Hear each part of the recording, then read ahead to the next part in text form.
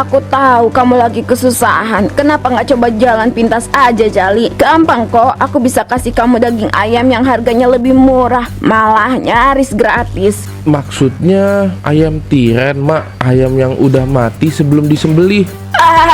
Iya, ayam yang udah dibuang, nggak perlu keluar modal besar, tinggal diolah sedikit, kasih bumbu. Orang-orang nggak akan tahu bedanya, Jali. Yang penting jualan kamu laku dan duit ngalir terus. Pak Jali, bisa bicara sebentar? Ada apa ya, Bu? Ada yang salah dengan masakan saya? Bukan soal masakan Pak Jali, ini soal pekerjaan kamu di sini.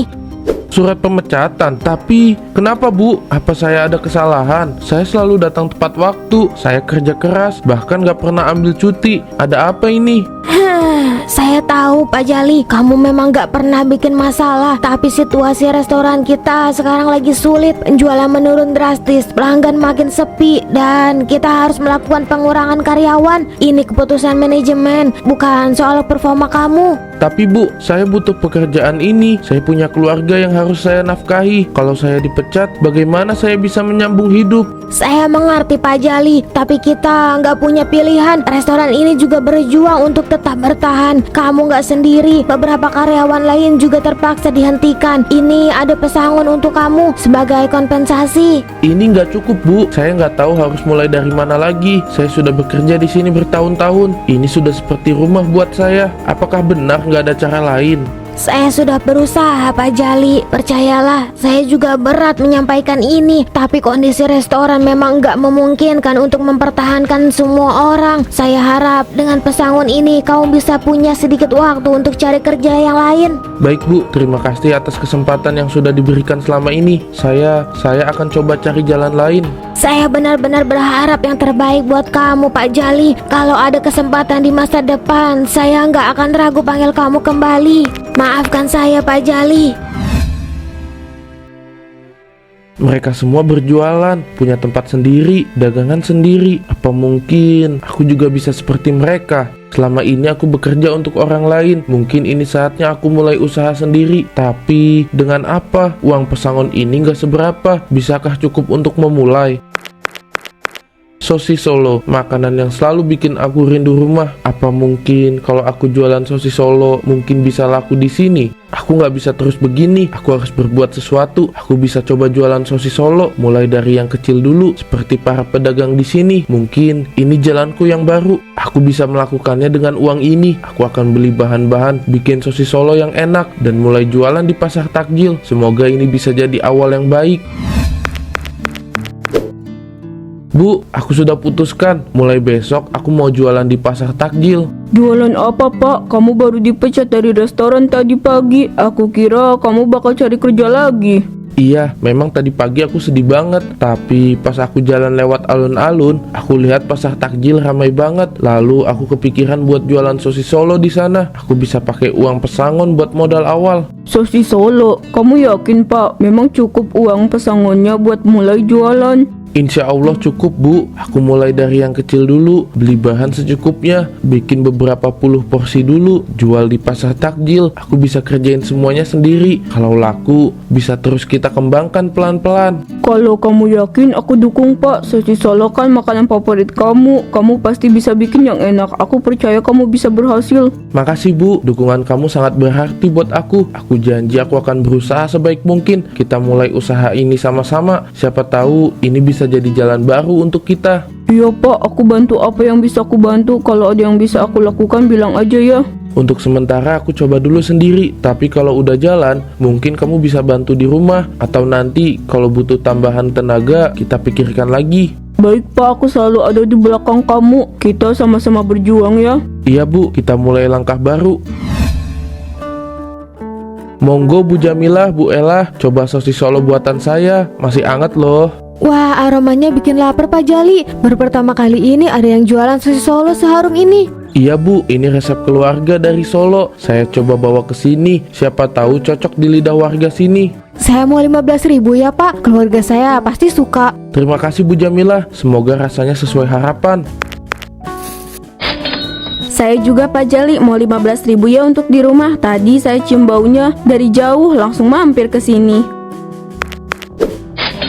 Alhamdulillah, terima kasih Bu Ella. Semoga suka ya. Kalau enak, besok mampir lagi.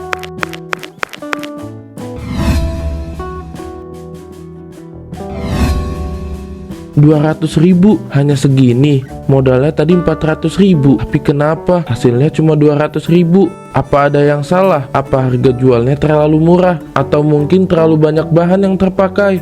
Besok aku harus hitung lebih teliti. Gak bisa terus begini. Kalau setiap hari rugi, kapan bisa untung? Ini baru hari pertama, Jali. Kamu harus tetap semangat. Besok pasti lebih baik. Gimana caranya aku bisa beli bahan ayam kalau uangnya nggak cukup? Modal dari jualan kemarin aja nggak balik penuh. Kalau begini terus, kapan aku bisa untung? Jali, lagi bingung ya? Iya Mak Lampir, lagi cari daging ayam tapi uangnya nggak cukup. Aku tahu kamu lagi kesusahan. Kenapa nggak coba jalan pintas aja, Jali? Gampang kok, aku bisa kasih kamu daging ayam yang harganya lebih murah, malah nyaris gratis. Maksudnya ayam tiren, Mak? Ayam yang udah mati sebelum disembelih? Iya, ayam yang udah dibuang, nggak perlu keluar modal besar, tinggal diolah sedikit, kasih bumbu. Orang-orang nggak akan tahu bedanya, Jali. Yang penting jualan kamu laku dan duit ngalir terus. Tapi kalau orang tahu bisa bahaya. Apa aku tega kasih orang makanan busuk? Siapa yang akan tahu? Kamu pikir orang di pasar takjil bakal mikir sejauh itu? Mereka cuma cari yang enak dan murah. Kamu punya resep enak, Jali. Yang penting laku. Kamu udah kerja keras, Jali. Ini coba sedikit trik biar kamu tetap bisa jualan. Gimana caranya kamu mau balik modal kalau terus main bersih? Dunia nggak sebaik itu, Jali. Kadang kamu harus ambil jalan yang nggak biasa. Tapi ini salah, Mak. Kamu pikir orang di luar sana peduli? Mereka cuma mau makan yang murah dan enak. Cuma kamu yang tahu rahasianya, Jali. Ini pilihan kamu. Mungkin ini adalah jalan keluar agar aku bisa keluar dari kemiskinan. Pak, kenapa bau ayamnya kayak begini? Ini kok kayak bau amis yang gak biasa. Ayamnya masih segar kan? Nggak apa-apa Bu, ayamnya memang sedikit beda. Mungkin cuma karena campurannya aja. Beda gimana Pak? Aku tahu bau ayam segar. Ini kayak ayam yang udah lama. Apa kamu yakin gak ada masalah sama bahan ini? Sudahlah Bu, orang nggak bakal tahu bedanya. Kalau sudah diolah, bau dan rasanya akan hilang. Yang penting sosis ini laku di pasar nanti. Pak, apa kamu yakin ini aman? Kita jualan makanan buat orang lain. Aku nggak mau nanti ada masalah, apalagi sampai ada yang sakit karena makanan yang kita jual. Aku nggak punya pilihan Bu, modal kita mepet. Kalau aku beli ayam segar terus, kita nggak bakal untung. Aku cuma mau bantu kita biar bisa tetap bertahan. Orang nggak bakal tahu bedanya. Sosis ini tetap enak kan? Wah, aku tahu kamu mau yang terbaik buat keluarga kita, Pak. Tapi aku nggak tenang kalau kita pakai bahan yang nggak baik. Ini soal tanggung jawab kita ke orang lain juga. Aku juga nggak suka melakukan ini Bu, tapi kita butuh uang. Aku nggak mau gagal lagi. Ini cara tercepat buat dapat untung. Setidaknya buat sementara saja. Kalau begitu caranya, aku nggak tahu apa ini akan membawa kebaikan buat kita. Kita bisa cari jalan lain, Pak. Jangan sampai kita menyesal nanti. Sosis Solo murah, seribuan, enak, gurih, cocok buat buka puasa. Ayo buruan sebelum kehabisan. Hai ya, seribuan murah pisan Pak. Biasanya Oe beli lebih mahal dari ini ya. Ada diskon spesial yang udah Oe mau 10.000 Iya Bu, buat pelanggan setia, harga spesial. Ini cuma hari ini aja. Ayo beli, dijamin gak nyesel. Anak-anak teh pasti suka pisan buat buka puasa nanti. Makasih banyak Bu, semoga cocok ya. Kalau enak, nanti jangan lupa balik lagi. Cireha, beli apa tuh? Sosis Solo ya? Murah banget kelihatannya. Hai ya, iya Bu, cuma 1.000-an per bijinya. Lumayan buat buka puasa nanti ya. Anak-anak teh pasti suka pisan. Pak, saya juga mau dong 5.000 aja ya. Bisa nggak? Bisa banget Bu, 5 sosis Solo, 5.000-an aja. Ini buat buka puasa sekeluarga pasti cocok. Makasih Pak, mudah-mudahan enak ya. Biar nanti saya bisa rekomendasiin ke tetangga-tetangga. Pasti enak Bu, kalau balik lagi nanti saya kasih gratis deh. Ya udah, yuk Cileha kita pulang.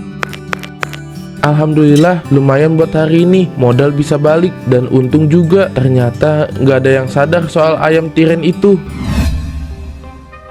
Kalian orang teh tadi beli sosis Solo di Pak Jali juga nggak? Oe tadi beli 10.000 buat buka puasa, tapi rasanya teh kok agak beda. Coba deh kalian orang teh cicipin, rasanya teh aneh nggak sih? Kayak nggak kayak biasanya.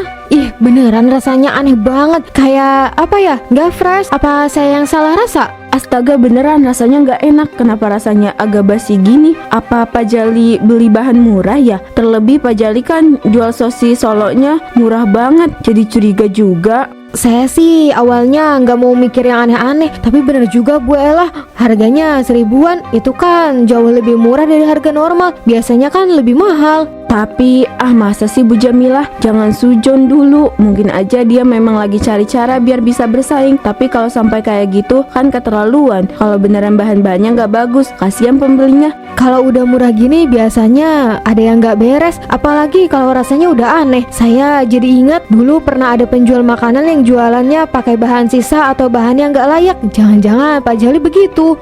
Masa sih Bu Jamilah? Jangan sujon dulu. Mungkin aja dia memang lagi cari cara biar bisa bersaing. Tapi kalau sampai kayak gitu kan keterlaluan. Kalau bener bahan-bahannya nggak bagus, kasihan pembeli. Tapi gimana kalau kita orang teh yang jadi korbannya? Owe takut aja nanti anak-anak yang makan bisa sakit Rasanya Owe mau lapor aja ke Pak RW soal ini. Iya, lebih baik kita hati-hati. Mending kita bilang aja ke Pak RW buat ngecek. Kalau memang bahan yang dipakai Pak Jali nggak layak, kita nggak bisa diem aja. Ini urusan kesehatan Cileha. Jangan sampai kita, apalagi anak-anak, jadi korban. Ya udah deh, saya setuju. Mendingan cari aman aja daripada nanti menyesal. Besok kita ke Pak RW aja, biar dia yang urus. Kita kan cuma mau makanan yang sehat buat buka puasa. Pak, aku nggak enak hati nih, bau daging ini nggak segar. Kamu yakin mau pakai ayam ini buat sosis Solo? Udah, kamu nggak usah banyak mikir Bu, semua bakal baik-baik aja. Lagian ini cuma buat sementara, aku tahu apa yang aku lakukan. Tapi Pak, kalau orang-orang tahu kamu pakai ayam kayak gini, mereka bisa sakit. Gimana kalau ada yang keracunan? Ini nggak main-main. Bu, dengar ya, aku nggak punya pilihan lain. Modal kita habis, jualan hari pertama aja belum nutup. Kalau aku beli ayam segar, kita nggak akan bisa untung. Ini satu-satunya cara supaya kita bisa bertahan. Aku ngerti Pak, tapi gimana kalau ini bikin orang lain menderita? Bukan cuma soal untung atau rugi, ini soal kesehatan orang. Jangan sampai karena kita butuh uang, kita jadi merugikan orang lain. Bu, kamu nggak ngerti betapa susahnya cari uang sekarang. Kita udah nggak punya banyak waktu, dan aku nggak bisa gagal lagi. Kalau aku berhenti sekarang, kita bisa kelaparan. Aku nggak mau kita ngemis-ngemis sama orang. Aku nggak mau kita sampai kayak gitu Pak. Tapi kalau sampai ada yang sakit gara-gara jualan kita, apa kamu bisa tidur nyenyak malam-malam? Semua ini cuma sementara Bu. Kalau nanti kita udah untung, aku janji nggak akan pakai bahan kayak gini lagi. Tapi untuk sekarang, kita harus bertahan. Gimana Jali, dagangannya laris kan? Iya Mak, laris sih. Tapi aku mulai takut, bau sosisnya makin parah Mak. Jangan ragu Jali, terus aja begitu. Orang gak bakal tahu, yang penting dagangan laku bukan? Tapi gimana kalau mereka sadar? Kalau sampai ada yang tahu, bisa berabe Mak. Orang cuma peduli harga murah Jali, mereka gak peduli apa isinya. Percayalah, gak akan ada yang tahu.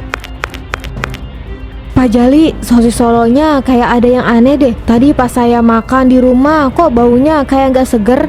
Enggak kok Bu, mungkin cuman perasaan ibu aja. Sosisnya masih baru kok. Saya juga ngerasain hal yang sama Pak Jali. Rasanya aneh, kayak udah lama gitu. Jangan-jangan emang bener busuk. Iya Pak Jali, harganya sih murah, tapi kalau sampai bikin sakit perut gimana? Kami orang jadi khawatir nih. Tenang aja Bu, saya pastiin nggak ada yang salah sama sosisnya. Mungkin cuaca aja yang bikin rasanya jadi kayak gitu, tapi semua aman kok. Aduh, kok badanku rasanya kaku banget ya, nggak bisa gerak. Ya ampun, apa ini? Kok aku kayak digulung? Pak, kamu kenapa Pak? Apa kamu sakit? Aku nggak bisa gerak Bu, badanku kayak digulung lumpia. Ini apa-apaan sih? Ya Tuhan Pak, kamu kenapa? Kok bisa begini? Apa kamu mimpi buruk? Ini bukan mimpi Bu, aku beneran gak bisa gerak. Badanku kayak jadi sosis. Apa ini azab Bu? Apa ini gara-gara aku jual sosis Solo busuk? Pak, kamu jangan ngomong gitu, kita cari bantuan ya. Kamu gak apa-apa kok, pasti ada cara buat melepaskan ini. Bu, aku salah, aku udah terlalu serakah. Mungkin ini balasan buat aku. Pak Jali, Bu Munah, keluar kalian, jangan bersembunyi. Pak Jali, kamu beneran jualan sosis Solo busuk? Orang-orang udah pada ngomongin banyak yang sakit gara-gara makan sosis Solo kamu. Saya minta maaf Bu Koko, saya memang salah. Saya memang pakai ayam tiren untuk isian sosis Solo yang saya jual. Kita percaya sama kamu Pak Jali. Kamu bikin sosis Solo enak, tapi kenapa malah jualan bahan busuk? Orang-orang udah pada tahu. Sekarang gimana pertanggungjawaban kamu? Maafkan saya terlalu serakah. Saya pikir nggak akan ada yang tahu. Saya cuma pengen untung lebih. Tapi sekarang saya kena azab. Tubuh saya tergulung seperti sosis Solo yang saya jual. Saya juga salah, seharusnya saya nggak diam aja. Aku harusnya hentikan kamu, Pak. Kami semua kecewa, Pak Jali. Tapi sekarang lihatlah, ini semua jadi pelajaran buat kamu dan kita semua. Keserakahan nggak pernah bawa kebaikan. Semoga ini jadi peringatan buat semua orang. Kalau kita nggak jujur, pasti akan ada balasan. Tapi kami maafkan kamu Pak Jali. Meski banyak yang dirugikan, kami doakan kamu bisa berubah. Terima kasih, saya benar-benar minta maaf. Ini semua salah saya. Semoga ini jadi pelajaran buat kita semua, Pak. Kita harus jujur dalam hidup ini, apapun keadaannya.